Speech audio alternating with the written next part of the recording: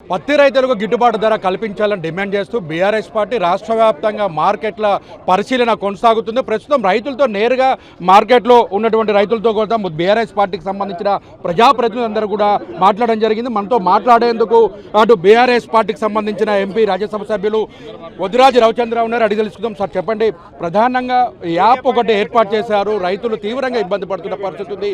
ఈ యాప్ గురించి ఏం చెప్పదలుచుకున్నారు? ఆ యాప్ పట్ల రైతులకు పూర్తిగా అవగాహన లేదు.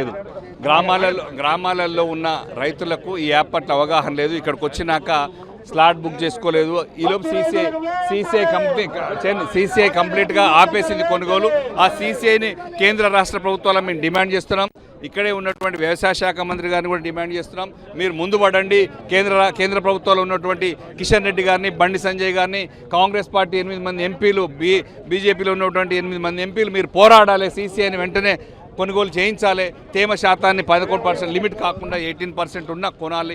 ఇది ఖచ్చితంగా మా పార్టీ పోరాడుతుంది రైతులకు న్యాయం చేసేదాకా. సార్ ప్రధానంగా చెప్పండి, రైతులకు సంబంధించి కూడా పొద్దు ఎత్తున కూడా ఆందోళనలు కొనసాగుతున్న పరిస్థితి ఉంది. ఒకవైపు మార్కెట్లో కూడా ఎవరు కూడా అంటే మద్దతు ధర కొనుగోలు చేయడానికి ఇబ్బంది పడుతున్న పరిస్థితి అయితే ఉంది. రైతులు మాత్రం కన్నీరు మున్నీరు కల్పిస్తున్నారు. మొంతా తుఫాన్ ఎఫెక్ట్తో పెద్ద ఎత్తున కూడా ఒకవైపు ఇబ్బంది కలిగిన పరిస్థితి ఉంది. దిగుబడి రావాల్సినటువంటి ఒక్కొక్క ఎకరానికి సంబంధించి 14 నుంచి 15 క్వింటాల పైగా దిగుబడి రావాల్సినటువంటి పత్తి కేవలం 3-4 క్వింటాలకే వస్తుంది. తీరా అమ్ముకుందామని మార్కెట్కి వస్తే కొనుగోలు మాత్రం చేయడంలో చాలా దళారులు దోచుకుంటున్నారని రైతులు కూడా ఆవేదన వ్యక్తం చేస్తున్న పరిస్థితి. ఏదేమైనప్పుడు కూడా ఒకవైపు కేంద్ర ప్రభుత్వం తీసుకొచ్చిన యాప్ ద్వారా చాలా నష్టం జరుగుతుంది.